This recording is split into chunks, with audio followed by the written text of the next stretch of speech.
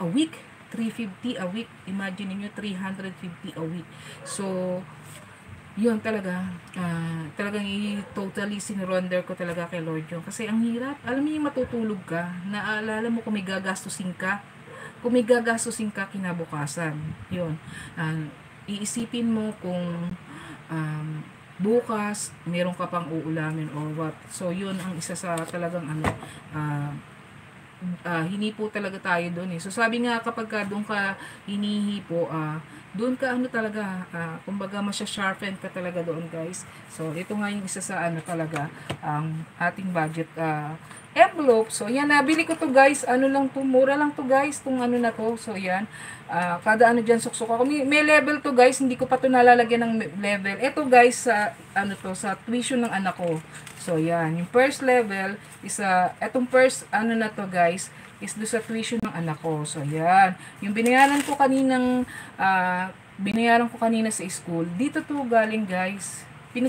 Pinag-anuhan ko tabi-tabihan ng 500, pag may 1,000 ako nilalagyan ko. Kasi guys, hindi ako nakabayad ng tuition ng anak ko. So, sa mga naman sumubaybay sa aking channel na nagpagawa tayo ng bahay, yung ating bahay dun sa, yung ating first floor kasi nga guys, binaha tayo ng Karina. So, talagang totally binaha tayo ng Karina. So, yung ibang naisuksok ko talagang na-i-out ko doon sa pagpapagawa ng bahay. Isa sa nakaligtaan ko is yung pagbabayad talaga ng tuition. So, yun ang ginawa ko. Suksok. So, yun, nakaraos tayo, nakabuo tayo ng pabayad. So, isang buwan na lang ang kulang ko sa tuition plus yung libro, guys. So, napaka-importante nun. Plus po, guys, meron din ako dati dito yung So, hindi ko pa na-vlog guys yung naipon ko na yung kada sa sahod nagtatabi rin ako pa konti-konti noon. So, ginamit ko rin yun sa sa pagpapagawa ng ng bahay. Alam niyo guys, totoo yun, pagka hindi natin talaga inupuan, ayan, kukunin ko to isa guys. Alam niyo guys, totoo yun. Pagka hindi natin inupuan or tinutukan yung ating financial na buhay, alam niyo parang uulit at ulit yung cycle. So, ito na. Ayan guys, ang dami kong barya. So, yan. So, ito yung dati guys, nilalagyan ko to ng guys, 50 pesos.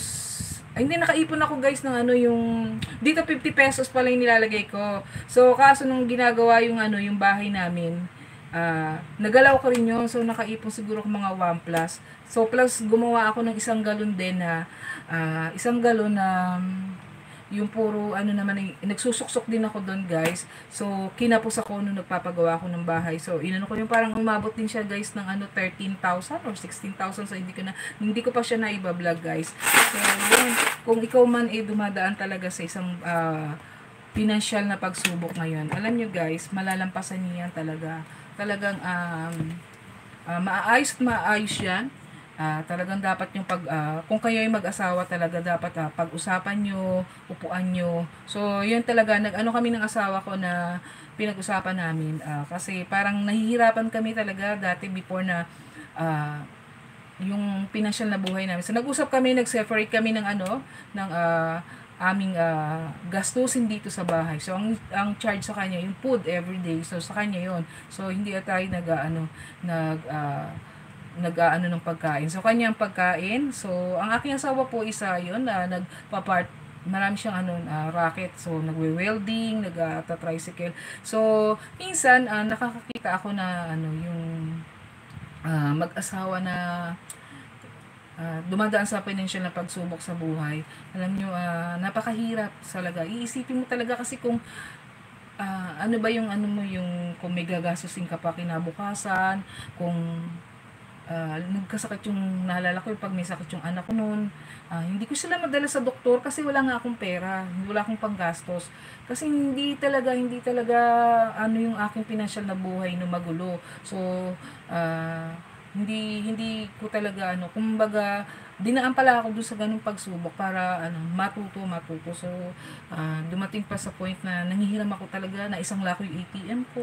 Yun, anong no guys, na isang lako yung ATM ko. Parang ilang rin yun, ilang buwan ko din na hindi ko nahawakan yung ATM ko. Why? Kasi kailangan mo ng pera. So kahit na ganun, papatulan mo.